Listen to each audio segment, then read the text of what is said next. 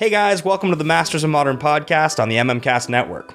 We are a Magic the Gathering show talking about the modern format and each of the most awesome adjacent formats in Magic. We're brought to you today by the House of Modern, our unbelievable Patreon. That's patreon.com/the MMcast.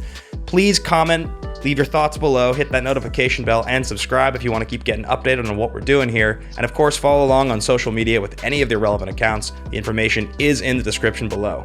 Thanks for tuning in, guys. We'll see you on the episode. Welcome back to Masters of Modern. I am your host, Alex Kessler, here with a special co-host, Shivam Bhatt. Hi. Hello. How are you? Thank you for having me, Alex. It's great to be here. Yeah, it's really exciting to have you on.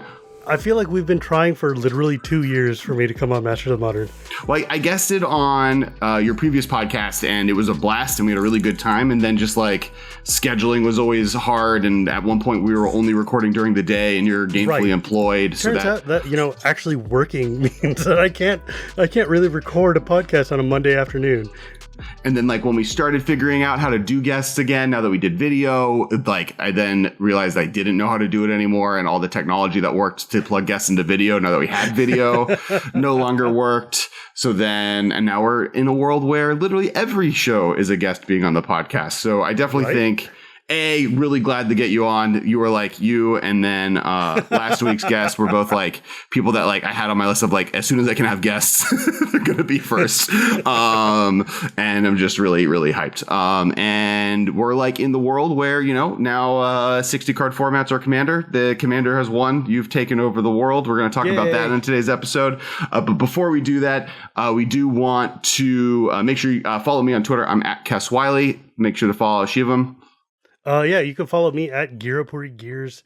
Kess will put it on the notes. It's a long Yes. Yeah. There's like a thing down there. I'm pointing at it. And then also in the description, there'll be a Twitter thing. Also, make sure my name on Twitch for a while, I was at Kess or /Kesko. I was telling everyone to go find me there. No longer. I finally got my name back. I'm Kess Wiley everywhere on the internet. If you look at that, it's me. Huzzah. So we actually haven't gotten to introduce you yet. So for those who don't know, Shivam is the host of the Casual Magic with Shivam podcast. You are also part of the Commander Advisory Group, as well as the current title holder, world champion of the Masters of Modern Trivia Live show. You won that in Vegas. You have the belt that doesn't exist yet. It's a spiritual belt. I highly recommend. There are GIFs and videos on Twitter that Channel Fireball will just link you to if you bring it up, of Gavin and Matt Tabak walking out that just keep showing up from that show. And then I think you guys also have your intro video. It's like really good. You just kind of you beat Wizards employees, you beat Tappy and Olivia. You knew all the facts. You knew all the trivia. So much fun. First off, beating Tappy and Olivia is not exactly like the most challenging thing in the world, but wow, they're going to come back. There's going to be a return series. You expect more from Matt Tabak and Gavin Verhey being WotC employees and fanboy nerds themselves, but it turns out they didn't remember all the cards in Alpha. So my favorite moment was there was a card that Gavin just knew perfectly, and it was on a subject matter that he passed off to Matt thinking he would know it because it's like a rules question. He was the rules manager, and then Matt didn't know the answer, and Gavin just died on the inside, and we could all just watch his face. You could see his face just it's so mad. It was so good. But yes, so congrats on being the champion of the One Trivia Live World Championship that we were able to pull off in Vegas. If Vegas happens again this year, the plan is to do it again. You also have the podcast is new, so you were previously one of the co-hosts of Commanderin, and have now moved on doing your own new show that's kind of about casual magic. So I was on the podcast Commanderin for about 3 years with Phil DeLuca. It was a fantastic experience. I learned a lot, and I got to talk about, I learned a lot about being a podcaster, but also just sharing my thoughts on Commander. And then I decided I wanted to spin off my own thing because I didn't just want to talk about Commander all the time. So I'm now on 13 or 14 episodes, depending on when this goes up, of my show, Casual Magic, where I decided I just want to talk about the things I like, which is things like having your co-host Ben on to talk about Chaos Magic, or having the Commander Rules Committee member Gavin Duggan on to talk about Plane Chase, or, talking about Commander all the time, or just the card Flash, or having Ethan Fleischer on to talk about Blue, just like, I was like, I just want to talk about the things it's the most self-indulgent podcast I could possibly imagine, which is just like, Shivam wants to talk about things and invites his friends to talk about them.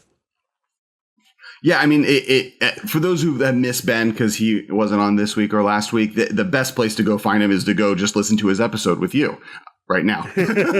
Or after this episode. Watch all of this first. It was so much fun. I mean, because one of the reasons I made my show is because, look, all of us content creators, we've all built these niches for ourselves, right? Like, you are the Masters of Modern. I was on Commander, and, so on and so forth. And we're like all pigeonholed into these things. But every Magic player plays basically every format, right? Like, unless you're a real, like, limited drafter specialist or only play, EDH all the time, most of us just like to play Magic. And we like to talk about Magic, but we don't, in our shows, get to talk about the thing that we like to do, because it's not within the scope of what we're doing on our shows, right? You definitely pick niches, and then a lot of the times you get stuck there. I mean, and even when you kind of venture out a little bit, your audience is like, wait, I follow you for Modern. I don't. Yeah, exactly. And so I'm like, look, man, I play Modern, I play Commander, but I also like to play, 60 card piles of crap. I like to play Arch Enemy and Plane Chase, and there's nowhere to talk about it. So I want to make a place where I can talk about Winchester Draft or Conspiracy or whatever the heck, right? That's awesome. Yeah. And it's also a tool for people to find, like, if you want to hear about new formats or stuff you've never heard of, your podcast is probably one of the best out there just to explore, like, alternative ways of playing Magic. I go into all sorts of weirdo things. And I mean, we're still young, right? It's only 13 episodes in so far. So there's been a couple of, like, interviews with, like, Gavin Verhey about Mystery Booster. Ethan Fleischer came on to talk about Theros and then to talk about the color blue. Like, next week, I'm having a few more WotC people who they were like, Ethan got to talk about his color. I want to talk about my color. Oh, nice. So, like, the various Council of Color folks are going to come on. I don't know. I'm loosey-goosey. I've got no plans. And I can always fall back to talk about 100 card piles, right? Because everybody wants to know, what does the Commander Rules Committee think? And I'm like, speaking of which, very quickly drop on before we kind of continue what the subject matter is on today. We're talking about probably two different things. One is the Compendium mechanics. We're in the middle of Ikoria spoiler or preview season. A bunch of new cards have come out. It's a little confusing because both the Commander set came out with Godzilla with Ikoria. So even like me looking out for the cards that we're going to be talking about tonight, I had to wade through a lot of stuff. I was like, that's a Godzilla card. Oh, wait, that's a new Commander card. Figuring it out. But one of the key new mechanics, and we broke all the mechanics down last week, is this Companion mechanic, which does kind of take some of the vibes of Commander and puts it into 60 card Magic. So we're going to be talking about that. We're also going to do a little bit of a breakdown, and there's a chance that this becomes the hot take for next week, depending on timing. But the plan is to also do a little bit of a conversation about just kind of how to have fun in Modern and why, Modern can be a fun format and not everything has to be super competitive. How to have fun in Modern. That may or may not be the way that we're going to title the video. We'll find out. But kind of, the super competitive. Modern doesn't just have to be miserable all the time. Whoa. So that'll be some of the subject matters we're talking about today. We do want to give our official Patreon shout out to all the nobles of the House of Modern. That is still Andrew Kelso. You're sticking on top. Thank you so much for being a noble and contributing to making this podcast happen. Also want to make a big shout out. Me and Ben were able to guest on Tulane Community College's YouTube channel. Now I did a podcast 2 weeks ago, and this week was kind of the sketch one where we break down the 9 ways to win to Modern. It's a great little primer on the 8 main strategies of Modern plus 1 or 2 fun ones. So you guys should definitely go check it out. Link is in the description notes. And big thank you to the professor for letting us come up to Portland and do the whole thing. He bought us breakfast at this really awesome place. And I know where the secret LaCroix machine is. There's a secret LaCroix vending machine. And I can't tell anyone about it. I'm sworn to secrecy. But it's great. I have some of that LaCroix right here. This episode is definitely not brought to you by LaCroix. It's not. You're wish. So Los Angeles. I wish we were a LaCroix sponsored podcast or Cookie Dough Bites. Movie theater snack. If you want to sponsor a Magic podcast, I would literally kill to be sponsored by Cookie Dough Bites. Companion is out, and I'm going to bring up a companion card, and then you're going to help me explain what it does. When it first was revealed, this preview season is weird just inherently because they started it at 6 a.m. LA time. They started at 9 a.m. East Coast time for the first time in a while. 7 in the morning here which was for LA. So I woke up at 10 a.m. where drama had already happened. Like the companion mechanic was previewed. Let me just lay this thing out for you for a second. So basically, so I'm on the Commander Advisory Group, right? Yeah. And what that means is that once a quarter, we get together with the Commander Rules Committee to meet up to talk about hot button issues in Commander, things that might need to be banned or unbanned, talk about whatever changes are happening in the format, etc. And this time around, they were like, hey, we have a new thing on the addendum that we need to tell you about. That is a thing that's never happened before, and we don't know if it's ever going to happen or if it's going to happen now. And that is that we've been shown these cards from this new set Ikoria that's coming out, and we need to decide if we're going to ban one day zero the minute it is revealed to everybody. And it's that was a cute otter. 2-hour discussion. Oh no! So before we get, that's a preview of the next half. I do want to explain what the mechanic does quickly. Yeah, sure.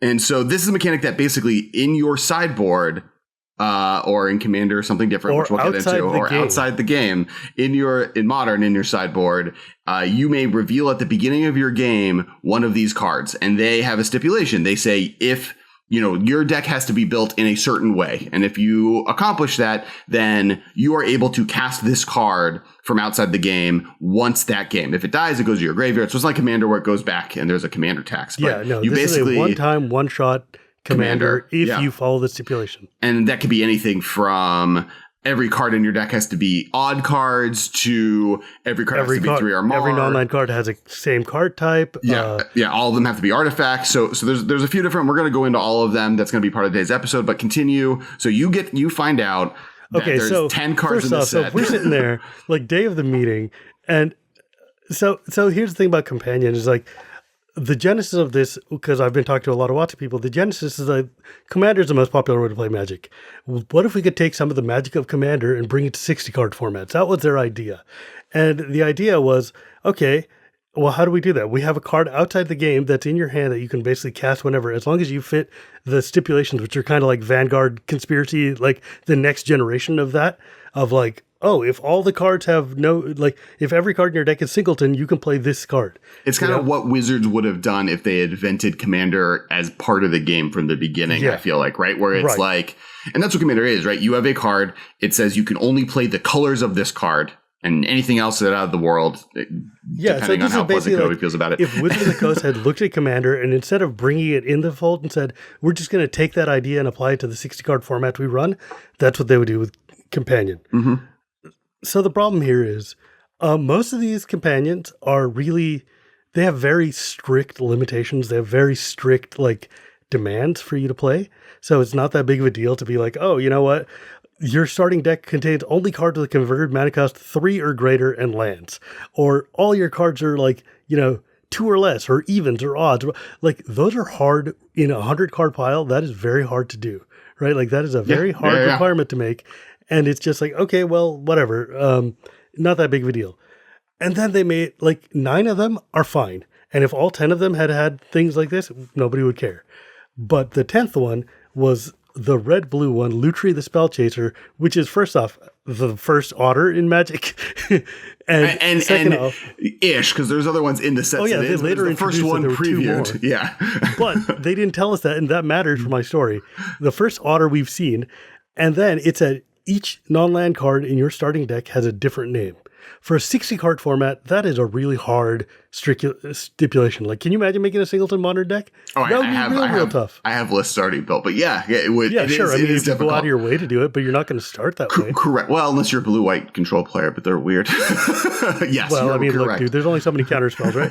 But the problem was in my format, Commander, every deck is just a singleton deck. That's just what it is. So what this card literally says is, if you are playing Commander and red and blue, you can have this card for free. Yeah, every Grixis, Jeskai, is it?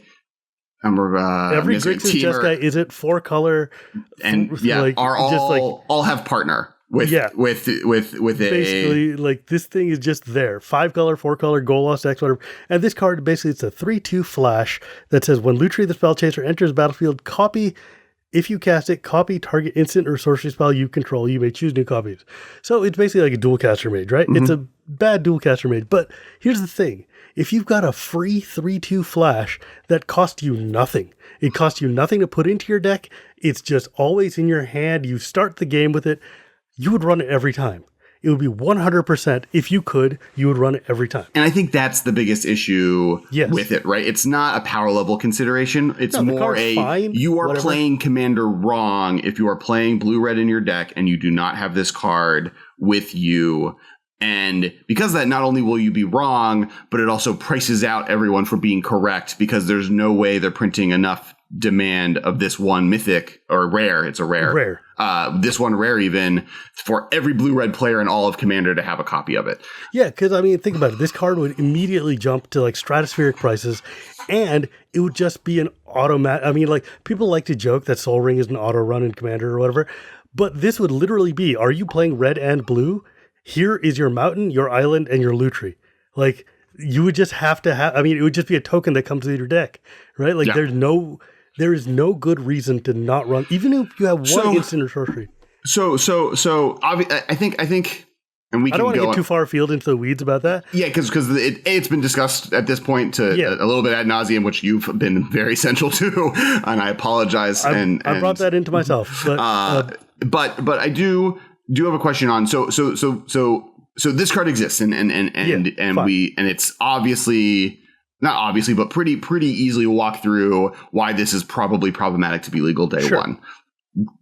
And this companion mechanic exists. Where do you guys go next in kind of that conversation? So basically what happened is we looked at this and we were like, okay, well, do we want to make the first day zero ban in history where we announce this card and we're like, hey guys, this is just going to be banned. And we had a long discussion. And the point was, we decided for a couple reasons. One is that like, we don't want people to spend money on a card that we know is going to be banned. This card would immediately jump in price. Everybody would want it. It's free. It's automatic. You have to run it. 2, we didn't want people to get excited, right? You don't want people to get super stoked about the first super elemental otter. I'm going to build my otter deck and it's going to be red and blue and gray. People got mad because literally the 10-minute gap between announcing the card and revealing the card was enough for people to marry this card and become its like true guardian and master forever and ever. But the point was the pain of just having it show up and then auto ban is way better than you invested, bought a deck, built a deck. Everybody went out and got this card. And then a month and a half later, we banned it. And the rest of the companions are fine. And everybody's like, why would you do this? It's like rules nitty gritty. It's not the point. The point though, is that these cards are not meant for Commander or Brawl. They're meant to bring the essence of Commander and Brawl to standard, modern, legacy, legal, whatever, places like that. And let me know if these are questions that you don't want to get too into, but I do have a question on that. Man. Yeah. Well, you say these aren't for Commander, but then there are weird rule stipulations being made adjacent to Commander to allow them to function in a way that, say, wishes don't, or other outside of the game effects, even like conspiracies work. Why? Basically, because they're still all legendary, right? They're still cool. Right, they're all legendary. I mean, all of them except Lutri can totally be your commander. And frankly, some of them are just great cards. Like the Ooze one is super cool. It's like if every non-land creature, non-land card in your starting deck shares a card type, you can have it. And when it comes to play, you choose a card type. Spells of the chosen card type cost 1 less to cast. That is super cool. I would run that in Modern. I would run that in and we're going to talk about that. You know, that card looks awesome. And it's a legendary Ooze for the first time. But the idea is that we've had a legendary Ooze, right? Isn't Mimeoplasm an Ooze? I thought we got this before. Is this really the first Ooze? Biogenic Ooze was not legendary. We keep talking, and then I'm going to look this up. I'm pretty sure that this is the first, but I could be wrong. But because I know Morrow has been trying to get one. But the point is that all of these cards exist outside the game, but they're self-referential. As in, like, if your deck fits this stipulation, you may cast this card. So sorry, wait. Go back. Mimeoplasm, Experiment, Kraj, and Prime Speaker Vannevar were all legendary oozes. There's just not a ooze. There's no ooze. There's no ooze lord. Lord is what's missing. Specific ooze. Yeah. I guess this isn't really either, but it does choose a card type, so it can theoretically. All oozes are cheaper, along with all of your other creatures. Along with all creatures. Yeah, I mean, I don't know. I think this is like maybe my most exciting one, but also that stupid black-white cat is amazing. But we'll talk about that in a second. Yeah. The thing, though, is that wishes and like outside of the game sideboardy things, they require you to carry extra cards and do things like you could play this card to get some card from your collection that'll tailor to this. Companion says, if your deck fits this requirement, you could play this one card. And these other cards are all kind of just like, if you jump through the hoops, fine, you get the reward. It's not that big of a deal. And so they're going to change the rules to allow you to have this card exist in space somewhere that is just going to not crack the gate for wishes and stuff. But I'm not savvy enough to understand the technical details, and we would have to wait for the actual rules to come out before I can talk more. And when this discussion goes, because I've talked to some other CAG members, and they mentioned that there was definitely disagreement, right? You said this was a 2-hour discussion on where things were ended. Is this kind of where you wanted to end up, where it's like, let's just make it work, let's make the fun work, these cards are fun, let's let people play with them as they're intended, or were you more on the I'm an old hand conservative. I was like, you know what, man, 100 cards matters to me. Having 100 cards where all your decks and all your answers and everything if we could write the rule to say these companions count as one of your 100 cards, they just sit outside and you could play them if you hit the stipulation, I would have been totally fine. Right? Like, if it's like, okay, look, you've got 98 cards, your commander, and your companion, fine. It's still 100 cards. It still kind of all works together. I can deal with it. But because they exist in this weird nebulous quasi-zone because of reasons that are above me, I was like, I would rather just ban them all. I would rather just not have this mechanic in Commander and leave it for the 60 card where it's supposed to be. Well, because that's an option, right? Like, technically, in other formats, Canadian Highlander, for instance, or the format me and Ben play, Highlander Roulette, the way the mechanic works is the zone doesn't exist. There's nowhere for these to exist that like they do in Constructed 60 cards. So you can have them in your deck. I can play, and I would play half of these in decks that I play already, but I can't have them as a pseudo commander in that format, which is fine. And as we said, like, all of these are really cool commanders. So I do see where you could. Yeah, exactly. Like, I don't mean to cut you off, but basically, I mean, all of these are things that if you just treated the companion text as flavor text and just were like, hey, the bottom half of the card works and it's a hybrid commander that's a dinosaur hippo or whatever, that's rad. I would be all about that. But that's not. I think like my dream, because I do want to move on because we don't want to spend too much time on it. I think my dream version of what this solution would have been was that, because there's rules being made up. Somewhere there is a rule being made up at some point that is duct taping this together. Now, the decision is there's an outside of the game zone that's different than the command zone, different than exile, just there's an outside of the game zone, whatever. I think my and I don't want to get too much because there will be an official announcement how this works, and I don't even know that, and you're not allowed to talk about it. But I think my dream one would have been in Commander, the companion requirement is still a requirement for this card to be your commander. I think that would be so weirdly complicated. Absolutely. No, I know. And I wish Wizards talked to you guys a year ago and was able to get that get feedback then to figure out how to do something like that. I mean, but I get why they didn't. I think, because remember, a part of the rules committee did work at WotC, right? Like, Sheldon was there and Scott still works there. And I think the idea is that parts of the CAG are too, right? Cool card. These cards are really cool. People still want to be able to use them. You don't want to open a pack and have a dead card.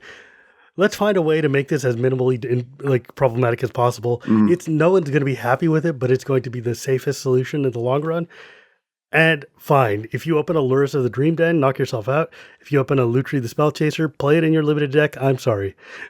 Yeah, it's going to be really interesting to see how the Commander community at large interacts with these cards, and how do they see play? Are they ubiquitous? Do they see too much play? Do they end up not being that powerful for the cost they require, and then so they just become weird legendary creatures? I'm fascinated to see the future of them there. Now, it's such a weirdly unique concept that I just don't know where we go with that.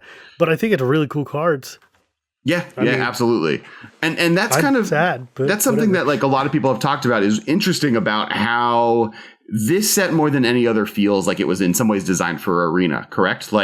There are a bunch of different things that are taking advantage of how you remember stuff in the game. There's a card that you have to have a 20-sided die and then 10-sided.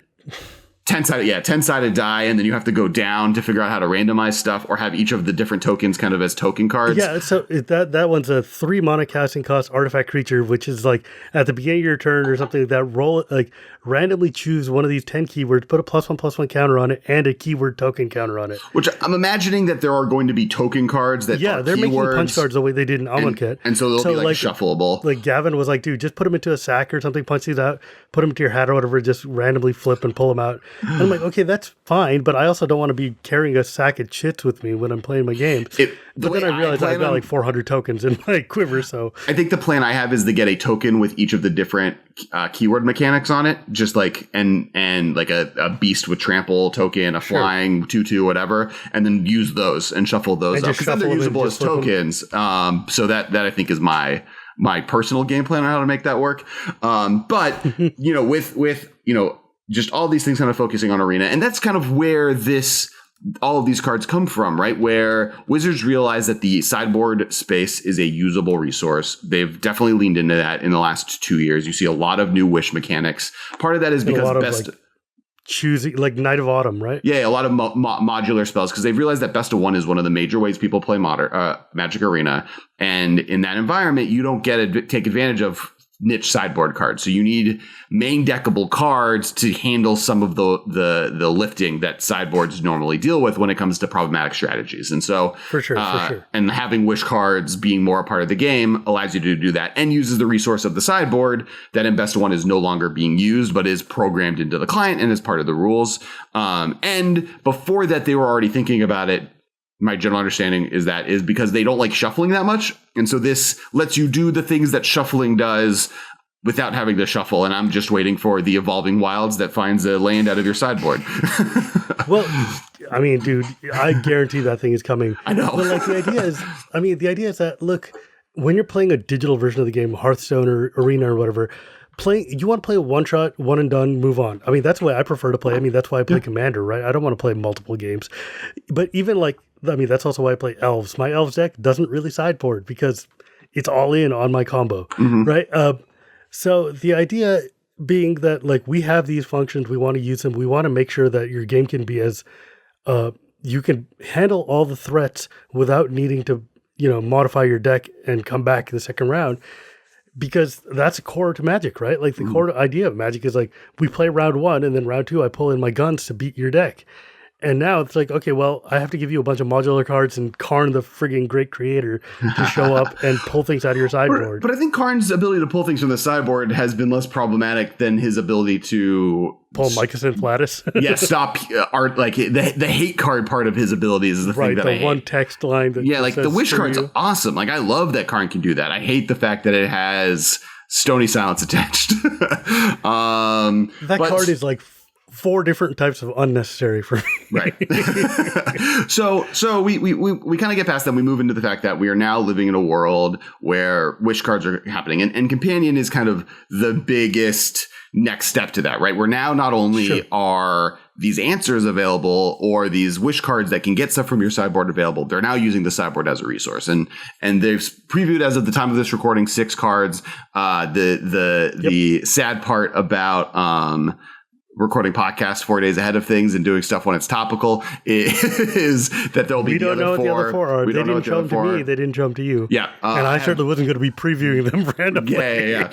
Oh, yeah. I saw all of them. It's the white red one's Boros Reckoner, but to all your creatures. That would be sick. I know, that's what I'm hoping for. Oh, my God. We'll talk a little bit about what we hope the 4 other ones are and see how good we get our guesses, since we're going to be proven wrong immediately. Immediately. We should keep an eye on Twitter just in case something gets previewed at midnight or on the other coast. Marshall, we have to go back.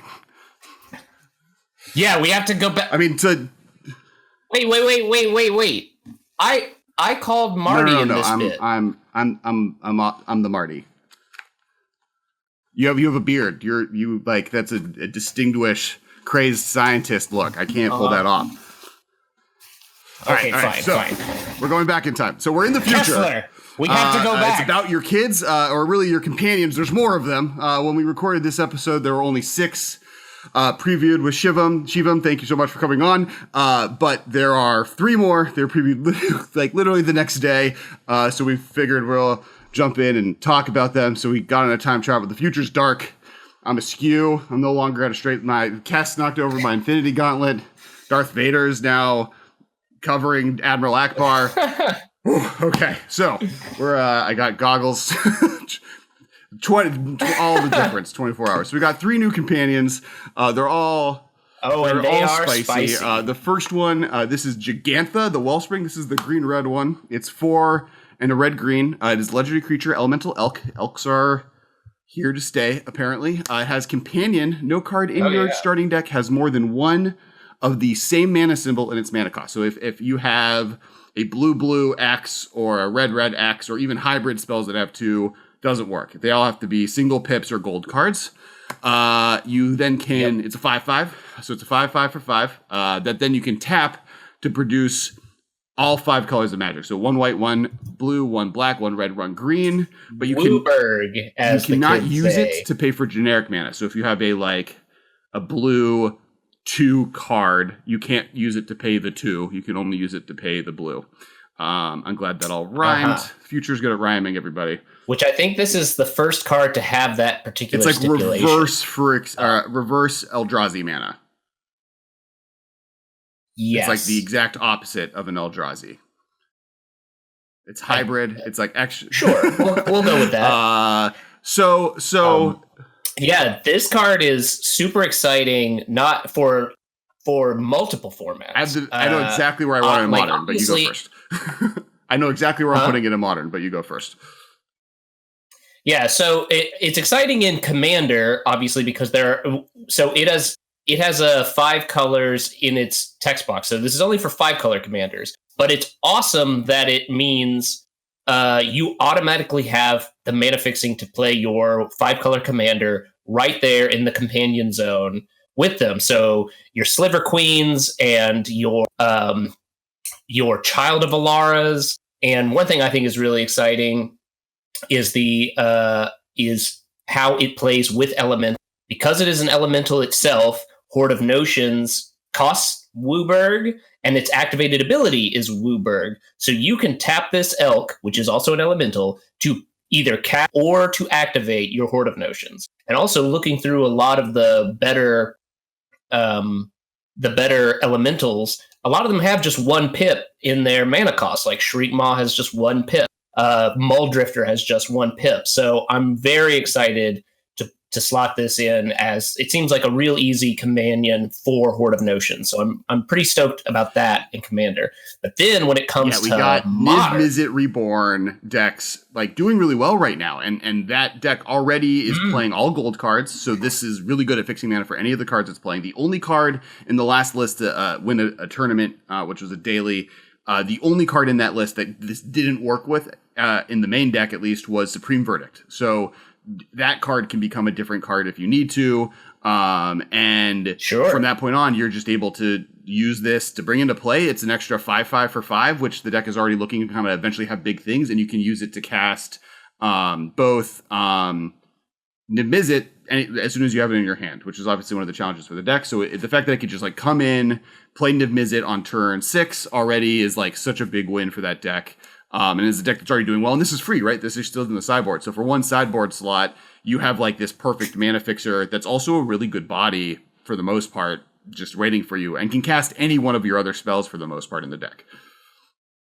Yeah. It's pretty exciting that the limitation on it being able to spend on generic mana isn't so bad when you're casting Niv-Mizzet and then revealing a Rakdos Charm and Teferi Time Raveler.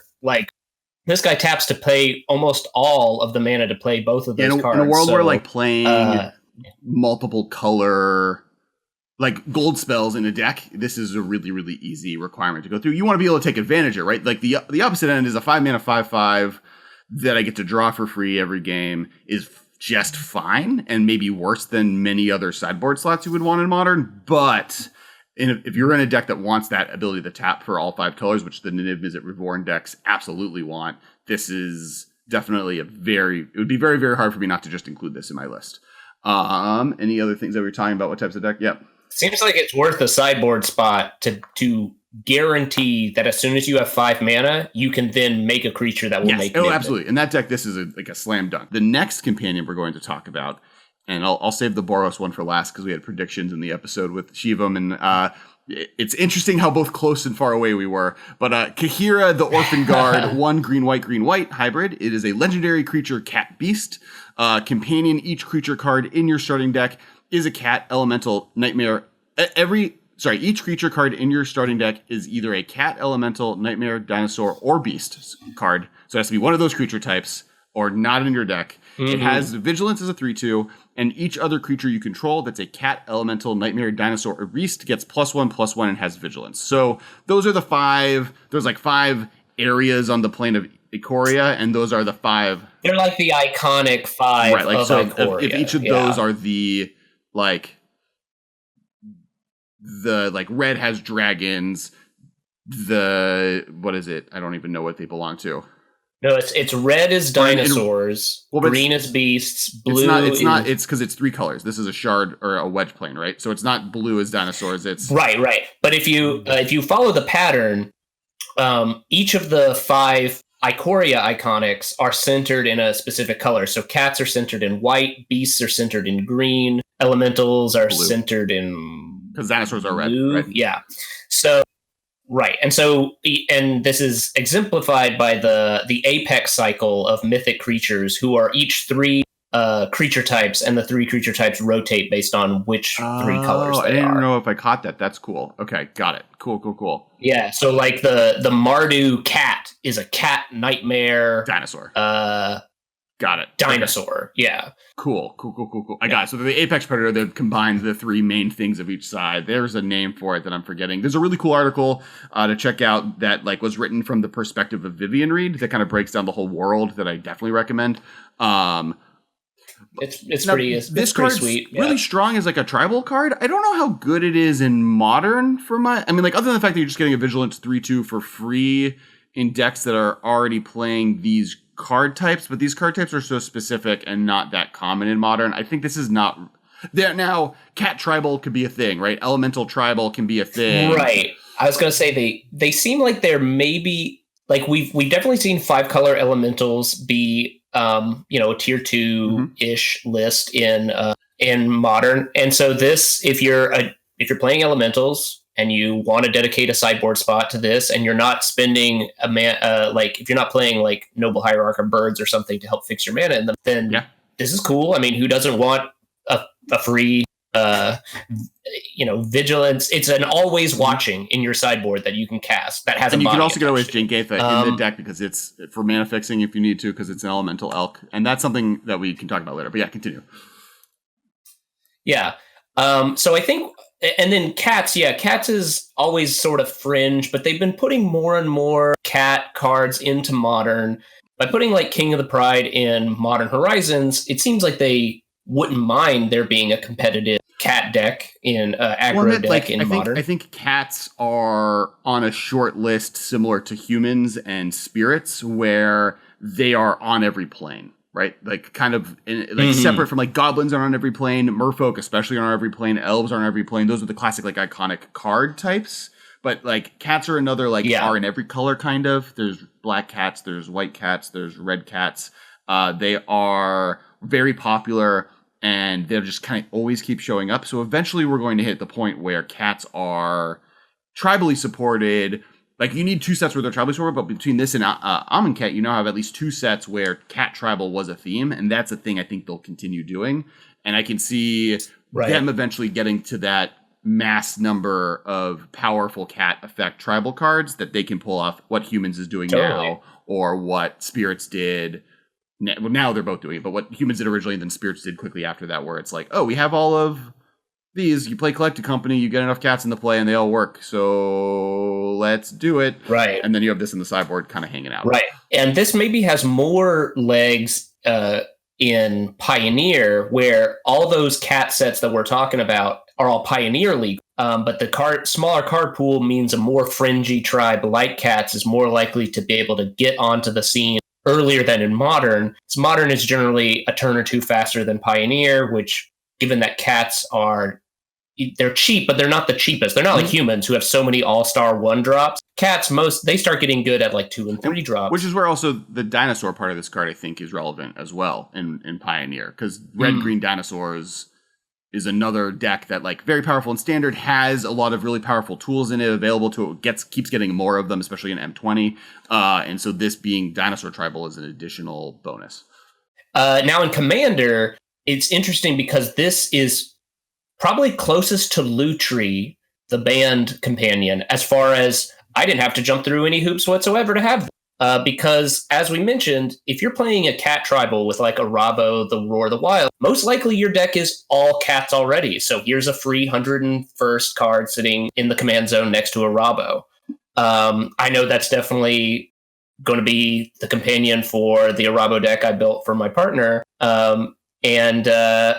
So same with elementals. Like if you're playing Horde of Notions and for some reason you don't Jegantha, like maybe there are some double pip or triple pip elementals like Royal Elemental that you really want to play. So you put Jegantha in the 99 because there's no reason not to. It's a nice element. And have Kaheera as your companion.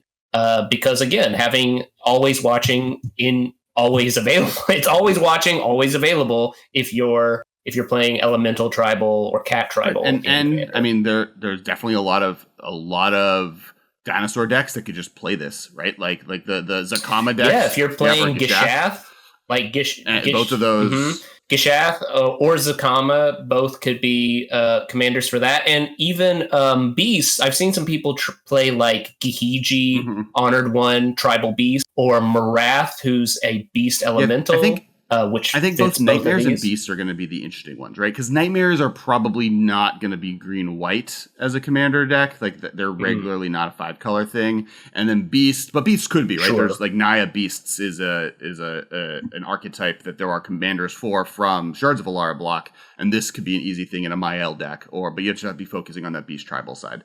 Because I am correct that the requirement of a companion in Commander, and who knows if this is true, because I don't think anyone totally sure, but I believe that the requirement of a companion doesn't include your commander. It does. So as we oftentimes say, it's a 100-card format where you have a 99-card deck plus your commander. So your commander is part of your starting deck. So if you're planning on playing any companion, your commander must also fit your companion's companion restriction. So if you wanted to play that guy that's like odd costs, you can only play it with the commander who costs odd color of mana, or odd number of mana. All right, so our flux capacitor may be running out, so I do want to make sure we get through the third and the last one of these because we don't want the most exciting one, I think. By this fixed point in time, we don't want to mess with it too much. Very wibbly wobbly. So the last one is Zirda the Dawnwaker. It is a legendary creature, elemental fox, 1 red white. So this is the Boros one. It has companion. Each permanent card in your starting deck has an activated ability. So it means every card in your deck has to have an activated ability, be it to tap or if it's a permanent. Yeah, if it's a permanent. And then abilities. Let me move it. The version I have is really small. And mana abilities of lands are activated abilities. I've seen some confusion online. Basic lands have the activated ability of tap, make mana. And I'm going to bring it on my phone. Oh, here we go. Abilities you activate that aren't mana abilities cost 2 less to activate. This effect can't reduce the mana in that cost to less than 1 mana. And then you may pay 1 to tap for target creature can't block this turn. So you can make it so creatures can't block as a tap ability, but then giving it itself the ability to tap. So different than other ones of the companions, Zirda can be in his own or their own decks, right? Where, like, for instance, the black-white one can't be in their own deck because it's right. In Modern, you can't have Lurrus be both your companion and 3 other copies in your deck. You have to either have 1 as a companion or 4 in your deck. I think all the other ones, as you're saying, I think all the other ones can do that because, like, the Macro Sage is big enough to satisfy his companion cost, and there's only 1 pip on Zigantha. So this was really cool. I mean, like, Ben often is trying to make something like this work in Modern and has tried making Training Grounds kind of break Training Grounds many a time. There, I think, even recently were decks trying to make Training Grounds work, and this just as a card out of your sideboard and then trying to do a Training Grounds deck where everything else works with this requirement is a pretty easy splash, and then helps you kind of guarantee what those decks always kind of failed at, right? Like the biggest issue is if you don't draw Training Grounds, your deck is bad. And this makes it so that you will at least for sure be able to guarantee 1 3-mana 3/3 with Training Grounds attached to it. That also has another relevant ability, just making it so your creatures can't be blocked. And unlike Training Grounds, this affects all permanents, not just creatures. I think this is the first time we've had something that reduced the activated ability costs of like enchantments or artifacts, especially. I think a lot of the excitement is how this will affect artifacts. And even like the gods work with this in a way that kind of didn't work before unless they were made into creatures too. So like being able to use Purphoros, New Purphoros' ability to just like throw in a Blightsteel Colossus into play turns earlier is a thing that is not irrelevant. And I also imagine in the future that we've come from the future. There's actually an episode that Ben will be on where he's going to go down a little bit more of a rabbit hole on Zirda the Dawnwaker. I think I think this is maybe for commander wise one of the cooler red-white commanders to come out in a long time. The ability to it's really interesting that most of the companions are cute, and I've been trying to evaluate them without their companion because I think it's easy to get blinders on and be like, oh, I can't play this card in a deck if it doesn't satisfy the companion thing. But for most of the time, I think you can just ignore that and think about putting it in your 99. But this, I think, of all the companions, seems far and away the strongest. This guy as your commander seems good because Boros has been sort of a weak color pair. It's like the weakest color pair in Commander, and they don't have a whole lot of unique commander effects. Most of their commanders are like turn sideways, smash. And this one is like a Boros artifact commander, pretty like straight out the gate. It seems also really good for Boros equipment. Which we have a few of those already, right? Boros equipment's one of the more common. Yeah, we got like Acri and Bruce and that sort of thing. Although this creature is not great as a companion to most Boros equipment decks because most Boros equipment commanders do not have activated abilities. Like Jor-Kadeen does not have an activated ability, so he couldn't be the commander with this guy as a companion. I know some people have been talking about a lot of the new commanders are super exciting with this one. Like there's the Marduk alternative commander, Kelsey and the Plague, who's the new assassin that gains experience counters. And so, to make him really work, you definitely want to play Death Touch equipment and a couple other things. And he himself has an activated ability. So him and this fox hanging out together, and I love the flavor of the idea of like a bounty hunter with a fox pet. Absolutely. I like, that's one of the things, and we talked, and when we get back to the past, your present, we go really into like what's cool about just the fact that it's really cool that these things can be your pet, right? Like it's the flavor of them being a companion is really cool. How all the rules work around it, we talked about already. But I definitely am excited both as these as commanders and even in Modern just as a main deck thing. I think in Modern, if you're taking it, this is probably of the ones that we've talked about as companions. I think this is one of the few ones that I only think it's going to be really playable as a companion. I don't know how much I want this in the main decks if I'm not companionizing it, because the fact that it guarantees this effect is what's exciting. It's like a very specific thing that you're going to have to play with cards that are generally considered mediocre, but then become busted when you get this effect into play. And unless you're doing that, I think you lose something. But I'm excited about this card. This card's really cool, and the art's amazing. Yeah. Oh, yeah. Firefox. I kind of feel like it should have searched up something, have a nice search engine pun with the first Firefox in Magic, but I'll take it. As a diehard Boros player, because I love a good underdog, now we're an under Fox. And I'm really excited to put him as the companion. I feel like I've been messing around with Kinrith the Returned King as a commander, and he's ostensibly super strong, and he loves training grounds. And if I had to jump through some hoops to have training grounds in the command zone with him to start, I'll jump through those hoops. I'm excited to rejigger my decks around playing him. And something I think me and Shiva missed that I did want to bring up before we go back to the past is something that is cool about these is you don't have to decide which companion in your sideboard is the one you're using until the beginning of the game. So you could run a deck that runs both Zirda and Lurrus, or Zirda or the two elementals. So you could run Kaheera and Jegantha both in your sideboard, and then depending on your game 2, decide, I need to be more aggressive or I need to be more ramp, and pick which one of them you're actually going to have be your companion. So something that is pretty cool about these is you can have multiple in your sideboard, and as long as your deck follows all the stipulations, which 5 color elementals could do pretty easily, you can play with both, which is I think pretty cool. It will be interesting once we have the full spoiler and we're able to sit down and talk about what cards we think are actually going to impact Modern, to see if there are some builds want to play companions, and there's a companion that's in a blind great game 1, and but if I'm up against a control deck, for example, it's so much better to switch to this one. So it'll be interesting to see if there are actual viable strategies that could jump between. I can imagine a KCI deck that runs Zirda and Luru in the sideboard, right? And obviously the KCI is banned, but just an artifact sacrificing egg engine deck that game 1 you want Luru because you just want to be able to have resilience to whatever's going on and want to be able to draw cards off of him. Oh, actually, Lurrus and the Cat Tribal one, if Cat Tribal becomes a thing, you could satisfy probably pretty easily a weenie deck that cats that cost 1 and 2. Correct. Yeah, and you're right.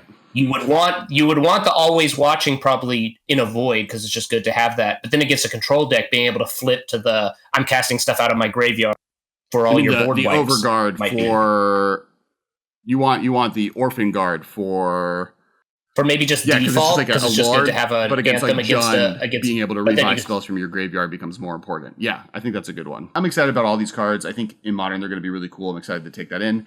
That is all the time, I believe. So, the flux capacitor, it's going off.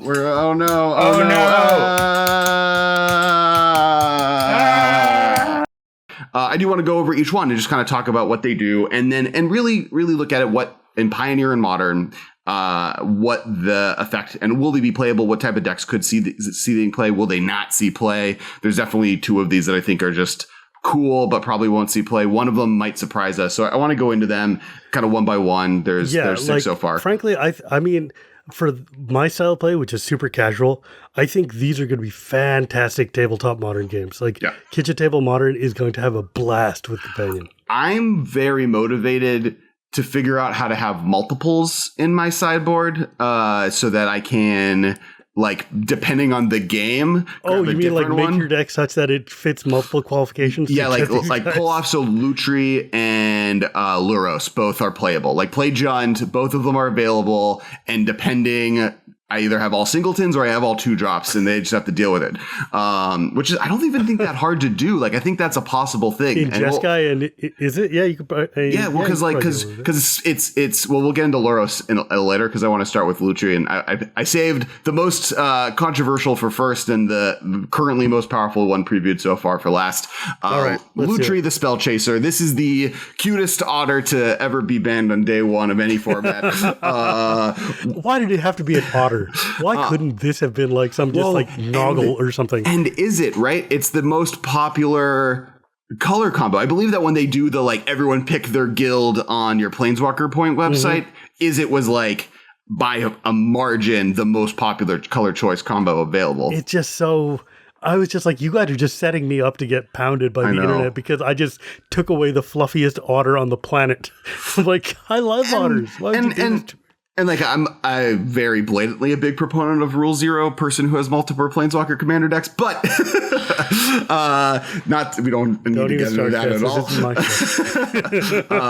But if someone wanted to play with Lucci as their commander and they walk up to me the commander thing, have a backup plan just in case people are no, it's banned. But the reason this is banned is not because having a flash 3/2 as your commander that copies a spell. It's banned because of the problematicness of Companion. The commander half, I think, is if you want to run a Lutri deck, nobody in the world is going to stop you. Right. If you want a Lutri as a companion, that is broken. Right, exactly. And I think that's the way to kind of talk to your table about it, and always have a backup thing. Just anytime you try doing a rule 0 move of trying to do something that's not technically legal, make sure you cannot do it. And that deck either still works or you have an alternative deck. I don't think we've read the exact card. It's 1 blue-red hybrid. For an legendary creature, elemental otter. It is a 3/2. It has companion, and the companion requirement is that each non-land card in your starting deck has a different name. It has flash, and then when Lutri the Spell Chaser enters the battlefield, if you cast it, copy target instant or sorcery card you control. You may choose new targets for that copy.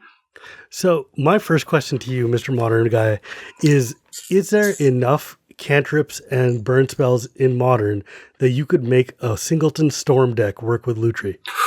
Singleton Storm is a harder one, right? Like there's not, right? It's not even just cantrips, because I think you could do it with cantrips. I think there's enough, or there's close to enough. Pyromancer Ascension, maybe? I think you run more into the issue of, well, Pyromancer Ascension won't work, right? Because that means you have like the same spell, right? Yeah, literally, like there's reason it doesn't work in Commander, right? You have to have the same spell multiple times. It's about redundancy, and Storm is such a redundant card deck. I think more stuff like Grixis control decks or blue-white control or Jund are the places that I can see Lutri seeing more play. Oh yeah, I forgot. You can run this in things that are not just straight, is it? Correct. So like having it just be a red card. So being able to play this in Jund where you can just copy Lightning Bolts or copy a Thoughtseize, like there's enough different one-targeted mana discard effects you get away with it. You can play, there's now enough just like 2-mana threats between the new Titan and Tarmogoyf and Bob and the Scavenging Ooze and like 2 different Lilianas. Like there's enough different things that you could play around that I feel like you could put together. There's enough like 2-mana removal spells. There's even the new one that was previewed that like destroy a creature with no counters or remove 3 counters, which also goes crazy with Thing in the Ice, which is a cool combo we learned today. Marshall will be showing it right there. I don't know what that card's called, but Marshall luckily is editing card art here. Thanks, Marshall.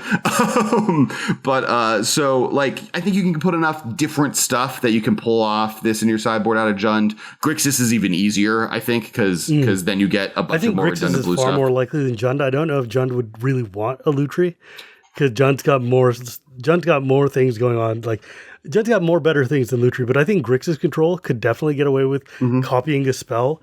Like being able to copy a Lightning Bolt would be great. Right. And that's lucky, but like you can copy Kolaghan's Command, you can copy Inquisition of Kozilek, you can copy, like there's so many different things you can copy out of both of those decks. And then blue-white control I think is the easiest from the perspective of, or Jeskai even better, is I've seen Jeskai control decks that are like 4 cards away from being Singleton just without Lutri as a card that you have available to you. Like between the fact that you have like Teferi, Jace, new Teferi, Narset, all the Gideons, like all the different Planeswalkers you can play, you can get away with it. You have like, especially when you open up Jeskai, you get Lightning Bolt and you get Lightning Helix, you get Path, you get all the different stuff you can play with. For sure. You can pretty easily make a Jeskai Singleton deck that gets this for free. And the big test is, can you have enough permanence in your deck to also get a free Lurrus in your sideboard for game 2? Well, think about this. Like, think about this line, right? Like Bolt, Snapcaster, Bolt, Lutri, Bolt. Yep. Like that sounds delightful. Bolt, Snapcaster, Bolt. And then Lutri to copy that Bolt. Yeah. So on turn 6, you get both. Yeah. And that sounds is delightful to me. And he's a 3/2 with flash, so like that's fine. Worst case scenario, like he has the Snapcaster Mage mode like of defense. Oh, I'm on the beat. Not even defense. I'm on the beatdown. I need to do damage to this person, and I can just play this for 3 mana and just have it start attacking them. Is there any worse feeling though than losing to somebody's Snapcaster? Just it's so good. Physically fighting you. I mean, or is there a greater feeling than being the person with Snapcaster Mage in play? That is the line between me and Shivam and how we play Magic. You figured it out. How do we feel about Snapcaster Mage killing a person? So I do think Lutri is possible, right? I think of the ones we have here that we've been previewed so far, there's 3 that I think have a real chance, and then I have one that's like maybe a surprise one. So that's the next one. This is the red-black one. This is Obosh. Obosh, and it was previewed not in English, so the translation on Scryfall was with the leggies, which I do not think is what it is. No, it's Obosh the Prey Piercer. Oh, okay, you have a translation. Cool, that's better I have than the English version. I prefer Obosh with the leggies. Obosh with the leggies. Can you? It's 3 red, black, red, black. Obosh with the leggies. Damn it, Obosh the Prey Piercer for 3 Rakdos. He's a 3/5 Hellion Horror. His companion text is, your starting deck contains only cards with odd converted mana costs and land. So, and then his text is, and I say his as if this Hellion Horror has a gender, but if a source you control with an odd converted mana cost would deal damage to a permanent or player, it does double that damage to a permanent or player instead. This actually seems really cool. The card's really cool. It's also the odds way better than even. Like, we're going to talk about the next one is even, or not the next one, but there's an even one as well. But like getting Lightning Bolt and Path and Swords and Fatal Push and Inquisition Kozilek and Thoughtseize, and then getting Liliana the Veil and Teferi is all you need. It's not you don't get all the middle 2 drops. Like 2 drops is where you're getting hurt, but having the both ends of that, those 2 mana cost spells are very powerful. Well, I'm looking at this dude, and I'm just imagining a deck that's got, Monastery Swiftsphere, right? Like, Monastery Swiftsphere getting doubled in damage is pretty sick. And the fact that he hangs out in your sideboard, like, this is one of the power things of Commandian, right? Like, you don't have to cast him. This is great for maybe Burn. Burn's problematic because they play a lot of 2-drop red spells, but something that's playing a lot of 1-drop, like a more of a prowess version of a deck, or like a blue-red tempo deck. The fact that this can just come down late game, like eventually I'll have 5 lands, and this is a card that I drew, and then makes every Lightning Bolt I use deal 6. Which is pretty disgusting, right? That's the mechanic. That's the text. It's anything you cast does double. Any source you control with an odd converted mana cost would deal damage to a permanent. It doubles it. Yeah. So like making a Lightning Bolt do 6 is pretty worthwhile, and figuring out how to have 1-drops and 3-drops only. Even in red decks, the prowess ones, like, you have access to Light Up the Stage, which is like one of the premier card draws for that deck anyway. So there's ways to make those 2 spell slots work. You get Chandra, Acolyte of Flame now as a 3-drop. All the Chandras. So not all of them, because a lot of them are 4 mana. But like a number of them. And then with all of these converted mana cost ones, stuff like stuff that uses Phyrexian mana or other things that is 3 mana, but you can make it less expensive, like Dismember, and we'll talk about Dismember a few times today. But the ability to kind of play with what mana costs are things, even Force of Negation or any of the forces from Modern Horizons. Yeah, but I mean, Force of Negation doesn't do damage. Sure, right? But you can play it in your deck. Oh, right? Yeah, you can play it in your deck to just build the deck. Yeah. I don't need it all to combo with the card. I just need to be able to have a deck that functions you need to have it in where this card is available. So that's I think one of the reasons. Like, this is my like sleeper pick of the ones that we're going to talk about, because I can see some people doing it. I mean, the problem is there are some really good Rakdos-y cards that just don't work with this, like Kroxa being an even 2 mana. But you don't have to be Rakdos, right? They're hybrid cards. You're right. They're hybrid. They can be whatever. This could be a Jund. This could be a Jeskai. You don't have limitations. Oh, what's that like? This could be, I mean, you have the ability to propose this one thing. As a person you have no idea how hard it is for me to switch back to 60-card thinking sometimes when I'm looking at these cards. I'm like, this card's got like red and green in it, so it's just red-green. That's just all I can do. And then you see somebody and they're playing like all like mono plane splashing this. I'm like, how is that possible? This is black or red. And I'm like, no, I don't know. All right, so next card is Umori, and one complaint, Wizards, of this entire set, and it's really great, and I'm really happy that there's cool stuff. Every card is never going to be said correctly by me, and I don't know what to do about it. Umori, the Collector. It is. I'm going to let you read it because I think you have them in your computer a little bit more easily than I do. Umori, the Collector is a 2 Golgari for a 4/5 legendary ooze. A companion text: each non-land card in your starting deck shares a card type. And then, as Umori the Collector enters the battlefield, choose a card type. Spells you cast of the chosen type cost 1 less to cast. You know what this will be great in? Elves. Oh, interesting. Would it be? No, actually, it wouldn't be because you don't really need it. You'd get a ton. Like a lot of my elves cost just green, but there are some that have like those extra ones. Yeah. The reduction does get you Archdruid into play on turn 2 or drawn later in the game. It's interesting because it's a 4 drop, right? So like it's in some ways you want it for decks that want to combo off after it's in play, which.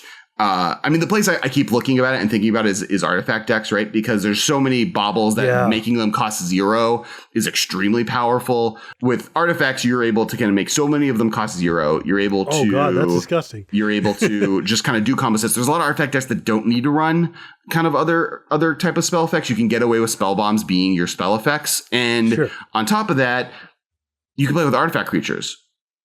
It just has an artifact on the card. And so there are a ton of just good creatures that are artifact creatures you can play with. Just this in the sideboard of Affinity. And you're just like, oh, every card in my deck's an artifact. And now I get this free thing. Walking Ballista for 1 less is pretty great. Right. I get the draw 4, and then everything in my deck costs 1 less. You like it kind of is a little bit of a power shot that it needed now that it lost Mox Opal. So that's cool. Hardened Scales decks people have talked about, though that's hard because it's an enchantment. That would be so much fun in a Hardened Scales deck. So you have to figure out how. Well, but there's the new there's the new card. The new it's not Hardened Scales, but it's like Hardened Scales Light. The tower. The Crystal Tower. It is called. That was the better. It's like something. Yep, more words that I'm never going to remember. It is the Ozolith. Which is 1 colorless for a legendary artifact. Whenever a creature you control leaves the battlefield, if it had a counter on it, put those counters on the Ozolith at the beginning of combat on your turn. If the Ozolith has counters on it, you may move all counters from Ozolith onto a target creature. So it is up to debate still on if a modular creature dies, and do you get double the counters or only the counters you have to choose between Ozolith and another creature you go on to. That's judges. A good. Like I'm pretty sure the wording of the card lets you do both, but I wouldn't swear to it. I had judges say both this morning. Yeah, like this is one of those cards that's going to need a ruling. But boy, howdy, am I excited to play the Ozolith. Either way, right? Either way, it's dope. And in an affinity list or like an affinity list with this card, with even Umori in it, you could do really cool shenanigans and just Ravager and Umori, I think, are just going to be best friends. Well, actually, you wouldn't be able to run it in Hardened Scales because Hardened Scales itself is an enchantment, not right, an artifact. That's what I'm saying, not Hardened Scales, but this card instead. So you replace Hardened Scales with the Ozolith. The Ozolith. And then you have a slightly different kind of version of the deck, but you have the ability to kind of do other things with the counters that are cool. So I think there's a lot of like... I think this card's got a lot of promise to it, especially if you're going like big green, playing big dumb creatures. Mm-hmm.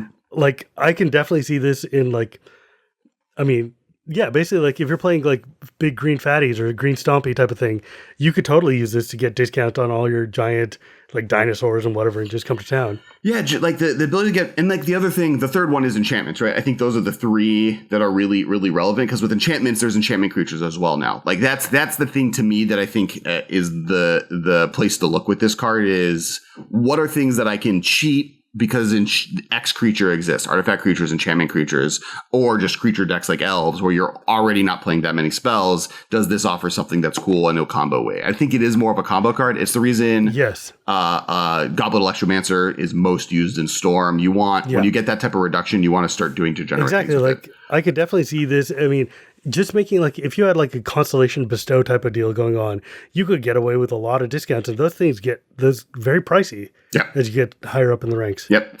The next companion we're going to be talking about is Gyruda, Doom of the Depths. And this is the blue-black one. And you're going to read the text because you have the rules. It's for Dimir for a 6/6 Demon Kraken, which is like the most sane of these creature types.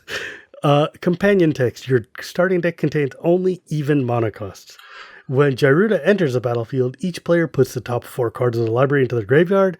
Put a creature card with an even converted mana cost from among those cards onto the battlefield under your control, which means your 4 and your opponent's 4. And if you're in Commander, everybody's for. This card is going to be sick in Commander. I don't know if it's going to do anything in Modern. So this is probably the stinker pick of the ones that we're going to go over. Now, I do think this has, like, the only deck I can think of that this has potential to do well in are the and you have to modify them from white-red to Mardu probably, but the red-white prison decks, right? Because they were playing Chalice of the Void. That was their main like cool thing that they did. And so they're mostly playing 2-drops. Like most of their removal was a 2-drop. And then on top of that, and then like Sun Titans or larger things on the top end. So the ability or red planeswalkers that are 4-drops. So it kind of was already playing in that 2 and 4-drop world. So then this is a playable card out of the sideboard. Is it worth it? I don't think so. I don't think the effect is that strong. It's kind of randomized. It's only as good as your opponent's deck. And in Modern, your opponents are not often going to be playing creatures that are worth your time to drop a 6-drop. Correct. To even like a out of their 6 top 6. 4, hopefully. Like in Modern, maybe you get lucky and you pull a Blightsteel, right? Like, but I think what if you're playing against mono red? I think in Blightsteel you can't get because it's an 11-drop, right? Blightsteel's 11 mana. Oh God, it says even. Yeah, no. I think you can get Darksteel. But you can get Wormcoil Engine or one of the Ulamogs. I think Kozilek. The Nulamog is 10 mana. I haven't ever casted any spells for real mana, so I don't know what their actual mana costs are. Nulamog doesn't. Emrakul's 15, 13 for the new one. I don't know. Okay, but the one. Yeah, it's like for the same kind of work to cast this card. Nulamog is 10. Okay, cool. Nulamog, perfect. You can get a Nulamog. I think that's the best thing you can get in Modern with Gyruda. But I do think, like, the amount of work to play this card and have a deck that works that card, you can put similar amounts of effort to be able to cast Niv Mizzet from War of the Spark and draw 4 cards and have a 6/6 flyer in play that probably drew a second one. For 6 mana in Modern, I expect a whole lot more than maybe get lucky off the top 8 cards. Primeval Titan, right? That's what 6 mana is supposed to get me. Or right. And this is not Primeval Titan. Even Grave Triton. Even Grave Titan is better. Yeah, any of the Titans. Any Titan. Frost Titan. Keruga the Macro Sage is the next one we'll be talking about. This is 3 blue-green. For a legendary creature, Dinosaur Hippo, one of my favorite creatures. Actually, there's a lot of good creature type in this set. It's one of the best parts about it.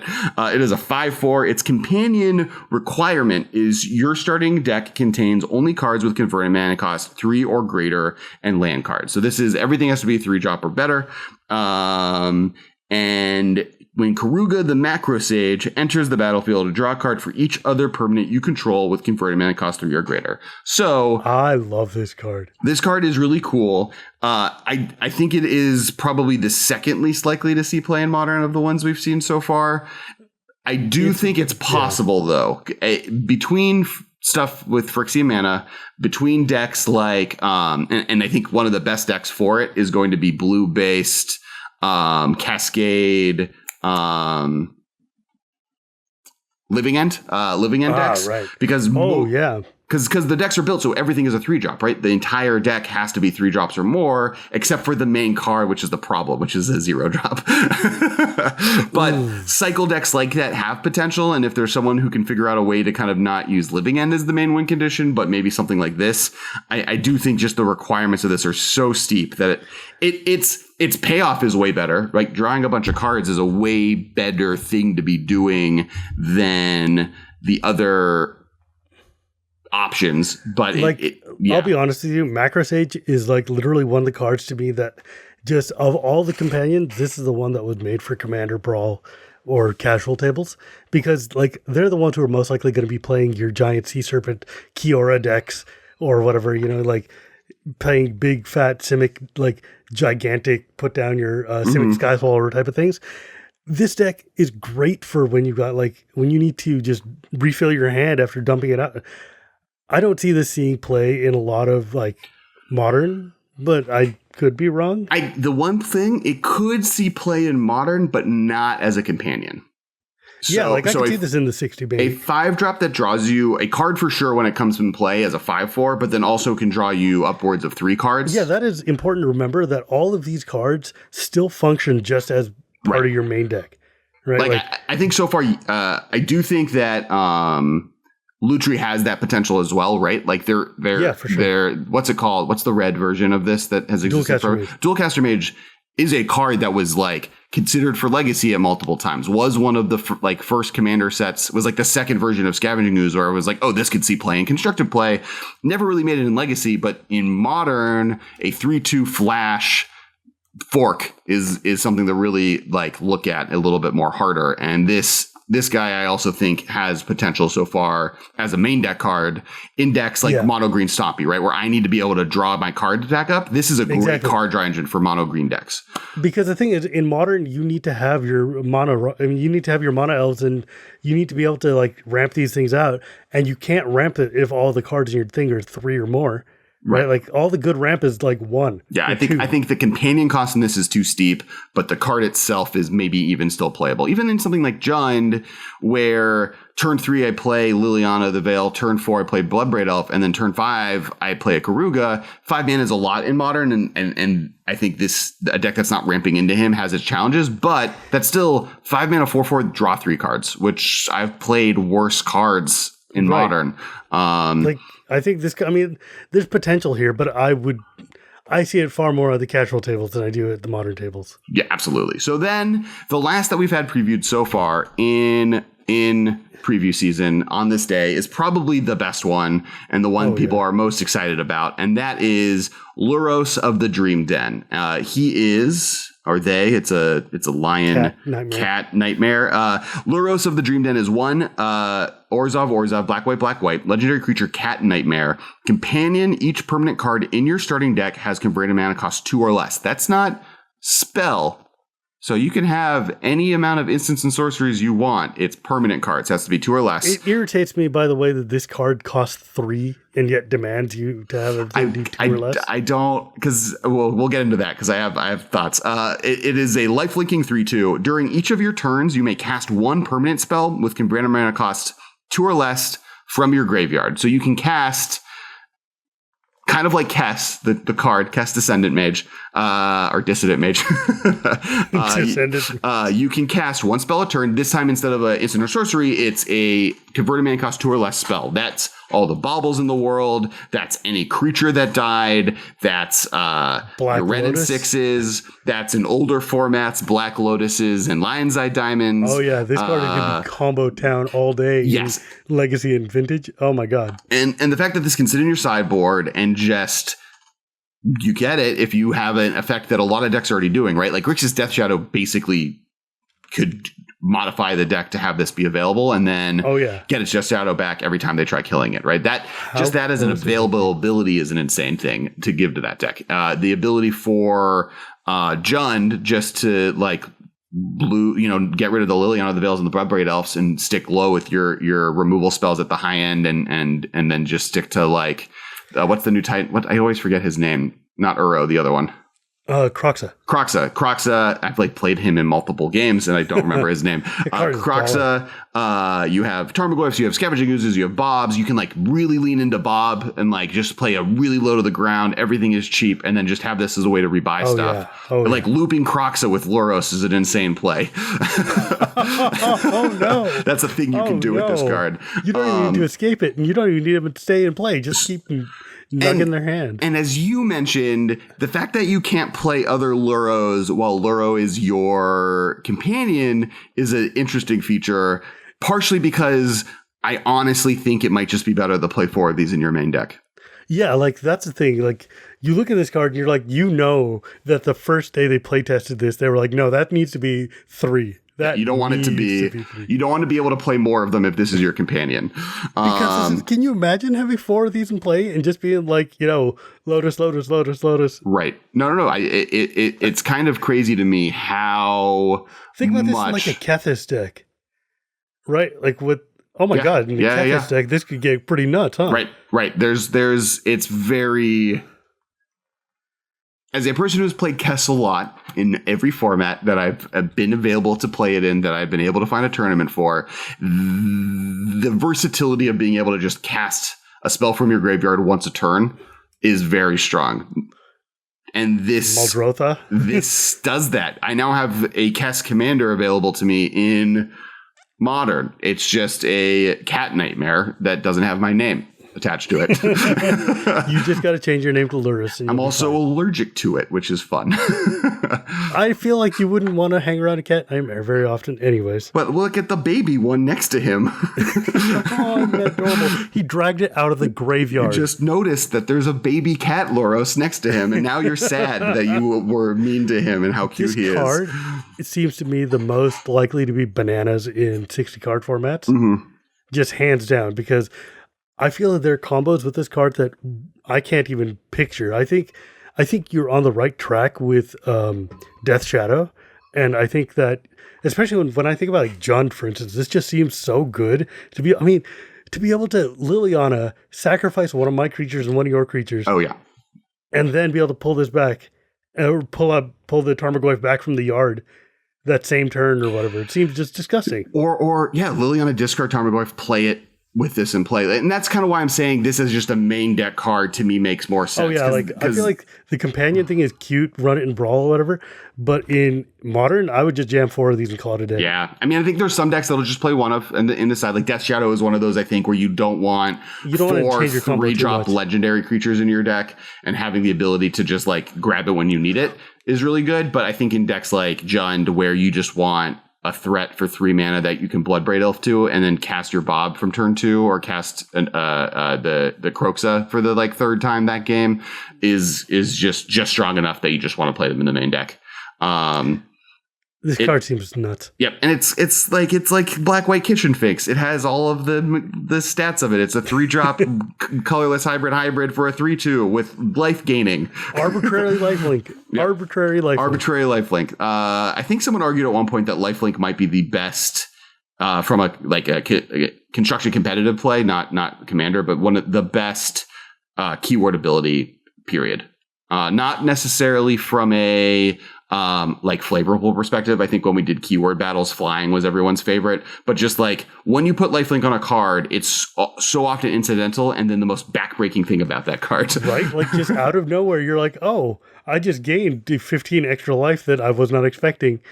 And it even like incidental life gain is so good. Mm-hmm. I mean, I built multiple Orzhov decks that are based around just draining and life gain and lifelink, and it gets I mean, well, like it adds up real quick. Yeah, in Modern this is true. In Modern it can steamroll, right? You can get to the point where your opponent can't do anything. In Commander, like the amount of games where your life total, being a life gain deck or having a large life gain, eventually becomes its own shield amongst itself because people get lazy about fighting you. They're like, I could attack Kessler, but he's like at 7,000. But he's at 70 life, so I'm going to swing for 6, and it's not going to do anything. Or my 6 damage, which is 50% of this person's life total, or even 25% of this person's life total, is going to be a significant importance to them. Therefore, the value is higher for me to attack them.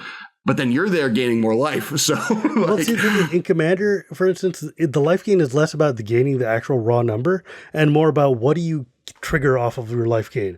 Like, oh, I got a whole bunch of angels, and oh, I got a whole bunch of tokens, or things have happened. I'm getting more ponies. Mm-hmm. Like stuff is triggering off of getting life. That's the benefit there.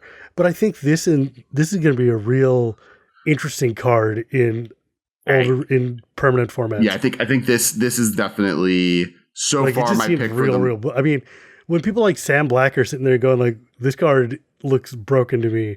I think that's why I sit up and was like, this card, this command needs to be banned in every format. Like I've had multiple pros like on Twitter being like, this is terrible, get rid of it. And I'm like, it's not like that pros bad. Freaking hate this card.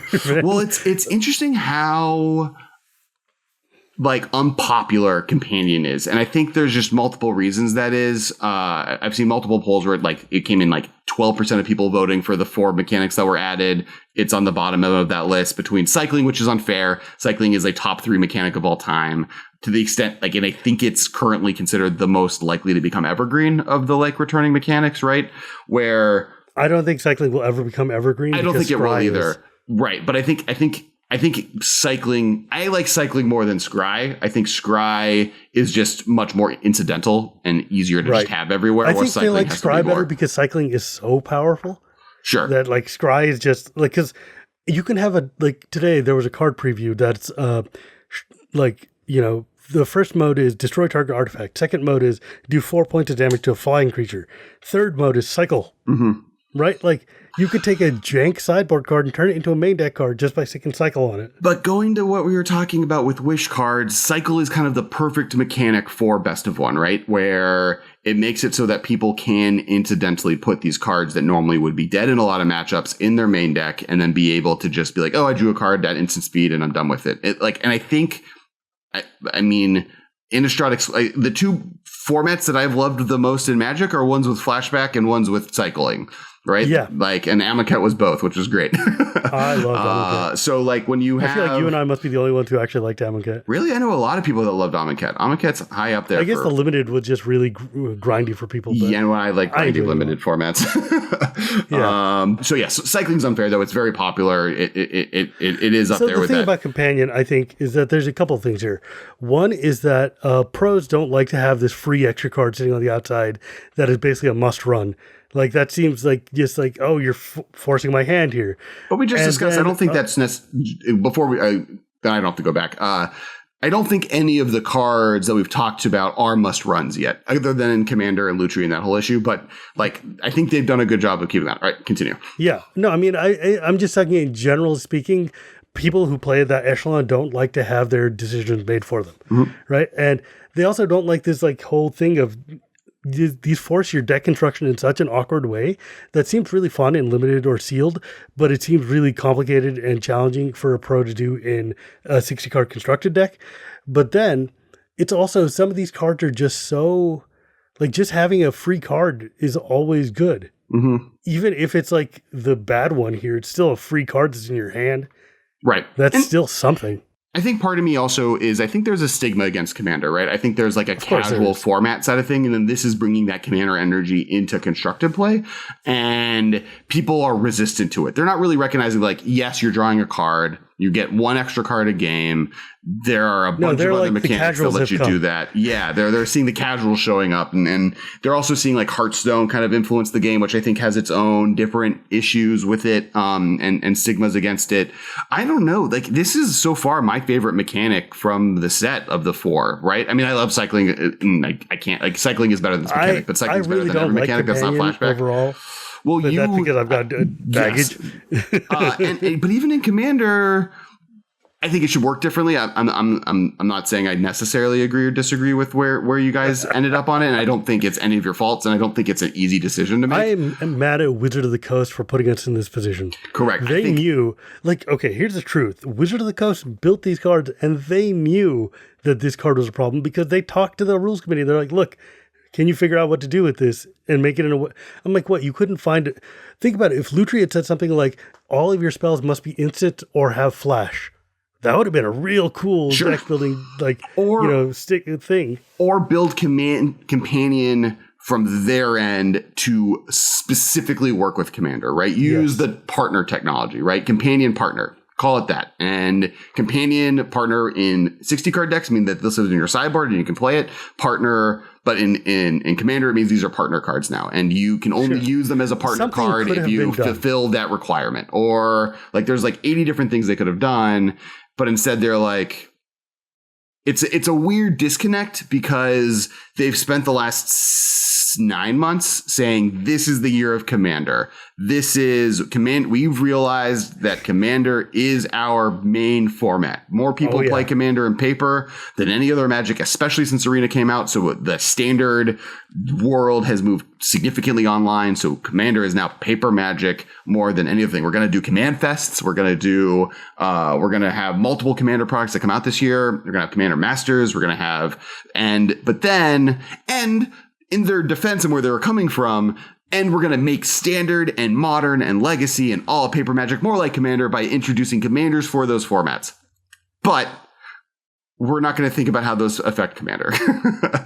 And I think maybe at one point, and one of the reasons they're all legendary, like, that is something that I think is interesting, is every one of the companion cards are legendary. I think maybe they thought you guys, or maybe they originally, when they were making them, thought, maybe we would just have them not let companion work. Maybe it'd be a legendary creature. And then after they were done, like, oh, no, this needs to work. Who knows where they came from in the end. Here's the thing, right?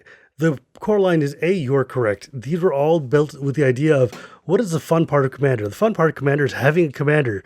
Let's give him a legendary creature that you can play in your 60 card formats and your casual Magic and your brawls and your, it'll be cool. And in high level, it is cool. But and they were like, okay, well, we'll make them legendary so you can have like your Otter as your commander. But then they didn't think about, like, the other 9 are so fine and fair, roughly speaking, for Commander, that you can get away with it. You're like, okay, Lurrus, the reason we didn't ban Companion outright is simply because this is a cool mechanic. And we want people to open it and be happy and see, like, oh, I want to build a weirdo deck around this. Why not? But... yeah, and I understand why they came with Lutri. I love Lutri. I love the actual mechanic that Lutri has. Like, I don't know if I would want them to change it. I just wish that there was a solution that was thought up ahead of time to make it so it wasn't too powerful in Commander. I think they could have 100% found a way to make this card that doesn't have each of your things like, this is literally if you're playing single, if you're playing or sealed like and you make a add Commander an extra deck, stipulation, right? Your deck has to have exactly 60 cards and have this, where then this wouldn't be possible to be your companion, but could just be your commander, right? Like have a rule in there that then makes something find like some commander, way but then without breaks saying it. it explicitly that you can have this card as your commander, but not as your companion. Right. Or like you can have this card as your commander, and you have to have 2 of them. We spent a lot of time trying to figure out if there was a way to do this. Yeah. A lot, because nobody wants, banning sucks. Banning sucks. You don't want to, even the cards that you don't have, we still don't want to take away. This is Magic, right? Like, you're modern. You know more than anybody that banning sucks. Yes. Like, even though Splinter Twin's the worst deck on the planet and I hate it and I was happy when it was gone, a lot of people were like, yo, I've spent a lot of time and money building up the Splinter Twin deck and now I've got nothing. Similarly, like, EDH is even worse. Prof, who is the professor, who is a person who is a Merfolk player, and I will tell you, Merfolk's matchup against Splinter Twin was never the best. Literally said to us, I think Modern got worse the moment that happened and hasn't been able to recover. Like that's kind of the statement on bannings, right? Like, bannings are people's dark. The 2 complaints, like every video that we've done on someone else's channel, even videos our own, the 2 complaints we get the most often as a Modern podcast, and one of the premier ones is Modern is expensive, which there are solutions for, and we can talk about that any day of the week. And I don't want my cards to get banned. I don't want to invest in anything because I think my decks, if it's good, I'm going to get it banned. This is why I play a tier 1.5 deck. Right. Nobody is banning a card out of Elves. Holy crap, we spent a lot of time talking about these companions. Yes, I didn't even realize. Which is fair. They're really cool. There's a lot going on with them. I think that as a mechanic, I guess to wrap this up. We wasted too much time talking about 100 cards. Yeah, exactly. Well, it happens. As we get kind of to the end of this, I do want to say I love this mechanic. I think this is really cool. I think there's a lot of we haven't played with the cards yet response to them. I understand the negative association you especially have with you being on the front lines of the drama that is behind this mechanic. And I also I personally am on the end of, in Commander, just go the way of wishes in the long run, and I'm fine to see and test, because I'm a big proponent of test stuff out and see how it works, and I'm fine with that. But I do think that these cards, I like the idea of bringing Commander into constructive play. I like the idea of being able to say I'm playing a Lutri Jeskai deck in Modern and have my deck be based around that card in a way that Modern's never had available to before. I really appreciate Wizards of the Coast trying things. If this ends up being cool, rad. If it doesn't work, hey, whatever. It was one set. They tried it out. It didn't work. Okay. I think no longer really neat that they're trying. I'm glad that they're thinking about Commander for once. And as long as they don't make 3-mana Planeswalkers that come down on 4 and then turn things into Elk forever, we're all okay. I think we're going to look back at 2019 as like one of the worst developed years in Magic's history. I don't know. I think that there were mistakes, but I think that there were other things. Come on. Yeah, but as you said, I'd rather them try stuff out, and I do think that I'd rather them be printing cool, powerful cards that are affecting older formats than the years where like Ixalan happened, right? Like, because this is what 2019 was a direct response to Ixalan. 2019 was them saying Ixalan block was so underpowered And Ixalan's block in many ways was a response to Kaladesh block, right? Like it's a rolling train of development. But they said, we don't want standard to be boring. We don't want just the mono red deck to be the best deck for a year because we don't print anything that's powerful other than just aggressive creatures. And so the year we're in now is the response to that, which is we want cool, unique strategies. Like nothing like Oko was as good as Oko before, right? The closest is Beast Within. And that's never seen constructed play.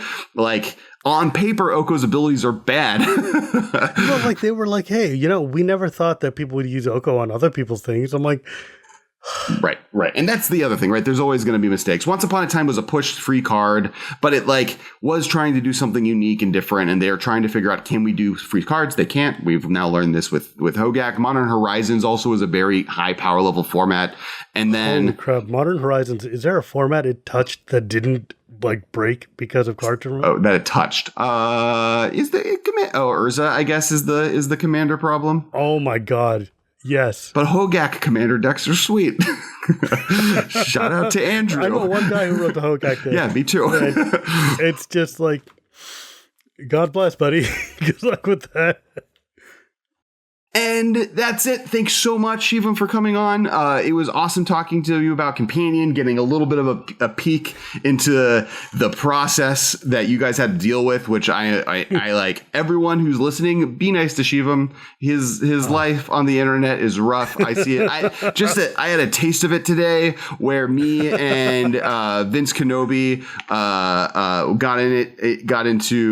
we were on the same side, but we were, and I'm not getting into this argument with you, but on Hybrid Mana and where it belongs in Commander and can it be played anywhere else. But the people that came at us, they were very aggressive. People were mean to each other every day. I open up my Twitter feed and there's 10,000 people who are desperately angry that card was banned 45 years ago or something. I regularly just want to yell at people to be nice to you.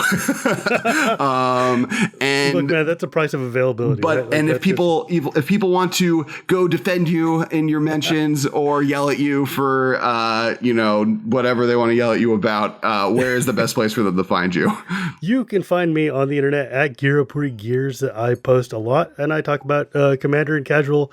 I am definitely a very casual player, but you can also find my podcast, Casual Magic with Shivam, basically anywhere podcasts are sold, or at the Greenlit Podcast Network at greenlitpodcast.com. And basically on every site. I'm trying to get all my episodes up on YouTube. I just need to figure out how to do that. But otherwise, yeah. I mean, I'm on Twitter all the time. If you have a Commander problem, talk to me. Perfect. And then, of course, you can follow me at Kess Wiley everywhere. I am now on Twitch with my real name. So all those times I told you to go follow Kess Co., ignore those times because I got my name back, baby. It's back. Let's do it. I've been streaming a lot recently. Ben also has just started streaming. He'll stream on the YouTube channel mostly. He's trying to figure out how to get his Twitch channel back online. But he also will make sure to follow Ben at Ben Bateman Media. Make sure to follow Michael at Dudder, DURDD. Once again, thanks to our Patreon members. Thank you guys in the House of Modern. We can't do this without you. You are the way that all of this works. If you guys had not existed for the last year and all of the upgrades we were able to do with equipment that we did for the podcast, that we've been able to kind of move to our individual homes, I don't know what we would be doing during this moment. And last but not least, wash your hands, stay safe. This is a weird moment, and I hope everyone's doing okay. And that will. Yes. And thank you once again, Shivam, for coming on. I hope you had fun. Absolutely. I've been wanting to come onto your show for years. I know. And now I have to get on your show. Oh, everyone go watch Ben's episode on Shivam's show. Magic. On Casual Magic. God, dude. Ben talking about Chaos Magic is so much fun. He loves Chaos Magic as much as I do. I was so thrilled. He had a weird 3 months where he was a little depressed about Magic, I think, because between Pioneer coming out, which for a second everyone was like, oh no, what happens to Modern? It looks up that Pioneer, due to a few different issues, has had its issues, which is great for a Modern podcast that is still trucking along. But then also right after he jumped on your cast and was just establishing himself as a person who is very good, and I highly recommend, if you get a chance, have Ben curate a Chaos Draft for you. It's awesome. He picks everything out perfectly. He's really good at it. Fun to play in Chaos Draft too. mystery boosties were announced and revealed and started happening. So big thank you to Logan, Seraph everywhere. Seraph 6. He's basically keeping the Magic community attached to the internet during this time. Right. And like even like Discord broke, like they did this big update that makes playing Commander on them no longer really work. And he's like solved a lot of the Commander streamers' problems and figuring out a solution to that. He like is the workhorse of every community member you love. He has a Patreon. You should check it out and donate, because he keeps most content creators that I'm friends with, for the most part, all of us, online and functioning, and even this and our